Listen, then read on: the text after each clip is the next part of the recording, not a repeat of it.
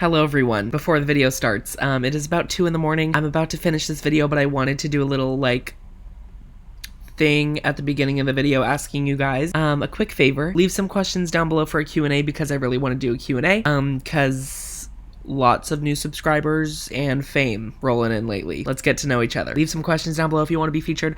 I love you, and roll the video. Bye. Hello everybody, what's up? It's Daniel. So if you follow me on Instagram, you will know that I went to the Challenger Games this past weekend. And I wanted to give all of my viewers a thorough review of what went on at the Challenger Games. I have taken down some key points in the Notes app of my cellular device here. And I wanted to go through them with you guys today because I noticed a little bit of tea at the Challenger Games. Hello everybody, I'm currently editing this right now, and I know I left out some stuff. Sorry, my eyes itchy. I left out some stuff, obviously, I can't cover it all. The Challenger Games was a big event. Obviously I tried to address the key points, but there was something that I really wanted to mention that I did forget to mention, and that was the fact that they were, yelling at people. The announcer was, being kind of rude about saying, get off the field, we're about to start the live stream, and I did try to get some footage of that because I thought it was, really rude, just blatantly rude, that they were in such a rude tone telling people to get off the track, because I was it's not that deep, can we just chill out here? And people paid for tickets and you're yelling at your guests. That was a little it rubbed me the wrong way. Let's just put it that way, shall we? Way back, no matter what, all access. Out of here, please. All access is in your seats or in the halogen tank. You cannot be on the field. Guys, this is it, we're going. Please step back if you're not racing. Step back from the track, everyone. Step back from the track. If you don't know what the Challenger Games is, basically it's this YouTuber Olympics that was established. I should have used the word organized, but I said established. Organized by YouTubers Logan and Jake Paul. I think it was more Logan Paul or just him. Obviously, I'm an expert on this. And it was held in Long Beach, California at Long Beach City College, and it was in the stadium area where all the sports happen, because it was an Olympics thing. So that's pretty obvious. Now, I live in, let's not get too specific. I live in San Diego area. That made no sense. Long Beach is kind of a drive for me, kind of a haul, but it wasn't too bad, so I could still go. Now, just a little bit of background. The tickets, there were 3 tiers of tickets. There was general admission 1, general admission 2, and VIP. General admission 1 was $30. I bought that one first, but then I realized how much better the seats were for general admission 2, and those were $50. So for $20 more, you could almost get the same seats as the VIP section, which was $250.00. Crazy. And so I went, I got some footage. I will be rolling that throughout this video, just so, I don't know, you have proof that I went. Would I be lying? No. So let's get into these key points and take that key and unlock the tea.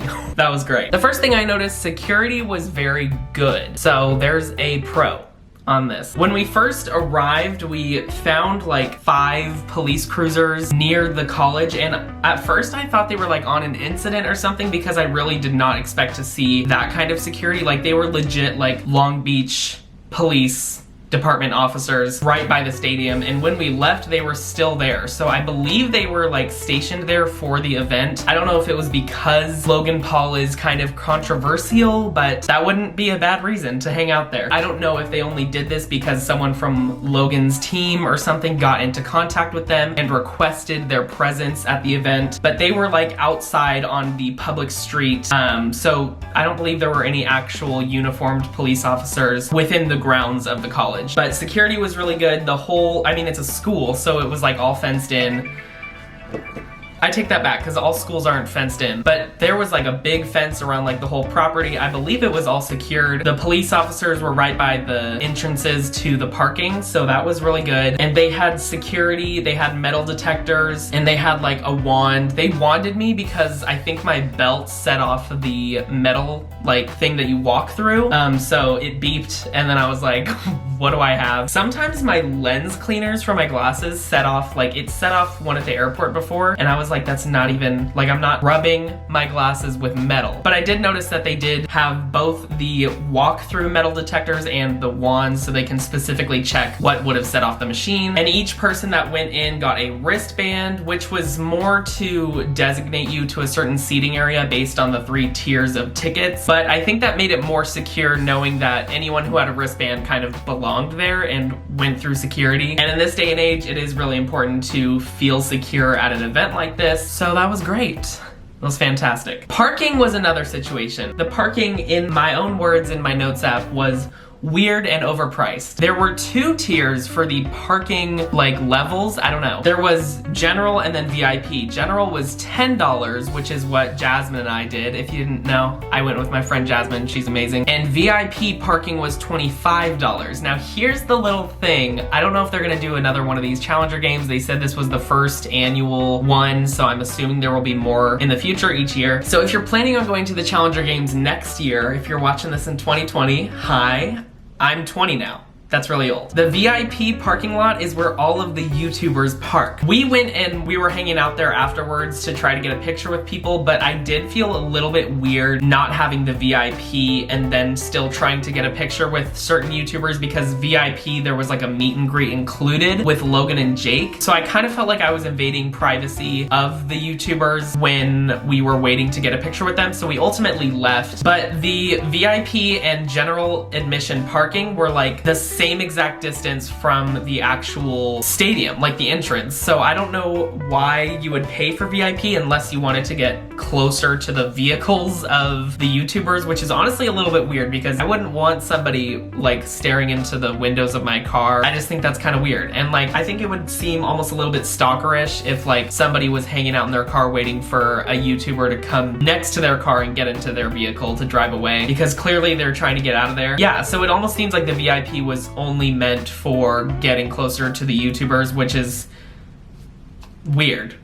Weird and stalkerish. Speaking of YouTubers, here's a pro. There were a lot of them, and if you wanted to see a bunch of creators that you've seen online and that you've watched for years, this was a good event to go to because I know there were like 100+ creators that RSVP'd and went to the event. Now, most of them, to be honest, I did not recognize. I don't watch a ton of YouTubers, but I feel like I still would have recognized them if they were like, I don't want to say relevant, but like if they were widely known. And I didn't recognize a whole lot of them. Cole and Sav were there, and Everly and Posey, and obviously Logan and Jake Paul. I know Summer something was there. There were people that I knew, but I didn't know their names. Like I knew they were pretty famous. King Batch was there. There was a fat head, which is like these cutouts of people's heads. There was one of them for Brother Nature, but I never saw Brother Nature there. But when I saw the fat head, I was kind of like, is Brother Nature here? Because I would love to see Brother Nature in person. I don't think he was there. Rebecca Zamolo was there. I'm a big fan of Rebecca Zamolo from the Colleen days and just like her friends. I totally remember her, and I was cheering for her when she was running the 1600. Yeah, Rebecca! Rebecca, if you're watching this, you did a great job. Also, Rebecca's husband was there. There was just a lot of people that were there that you would definitely recognize if you've like ever been on YouTube. And that was cool, because I just love seeing the people that you always see online in real life, because it is just such an interesting concept to realize that they're like real humans. What's that girl's name? Amanda Cerny, I think is her name. She was also there. I know she's pretty famous. So like I said, we had general admission too, and we were down in the lower section of the bleachers. And when we got there, the view was great. We could see the track really close. We could see the whole field. Everything was awesome. But once the races started, it was kind of another story because everybody started to stand to watch the races, which was completely unnecessary.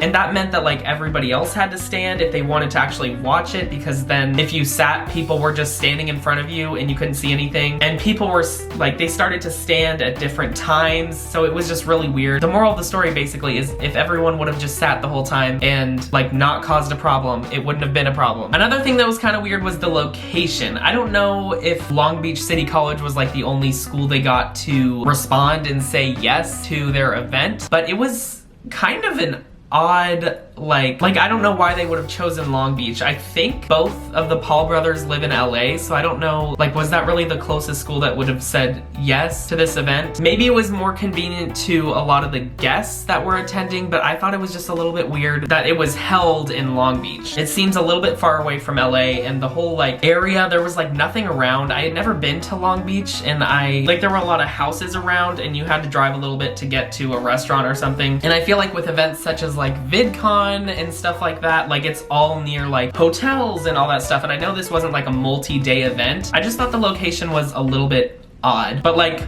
no shade on that, because if that's what they could get to hold the event, then that's what they could get. Just a little PSA, I don't like keep updated on the Paul brothers and everything, so I know they've been controversial in the past, and I don't necessarily agree with what they have done in the past, but I think that people can change. That's kind of why I went. I thought it would be interesting to also see the people that I've been watching online, and so many people responded and said they were going, so I was like, why not? And I also wanted to get video of it, obviously, and tell you guys how it is in reality versus what they were live streaming. So those were like the main reasons why I went. I'm not a huge fan of the Paul brothers, not necessarily just because of like what they do, because I don't really know what they do, but just because I've never really been interested in their content. From what I've seen, I'm not like, oh, I want to watch more of that. I'm just like not interested. So that's just a little disclaimer. Thank you guys so much for watching.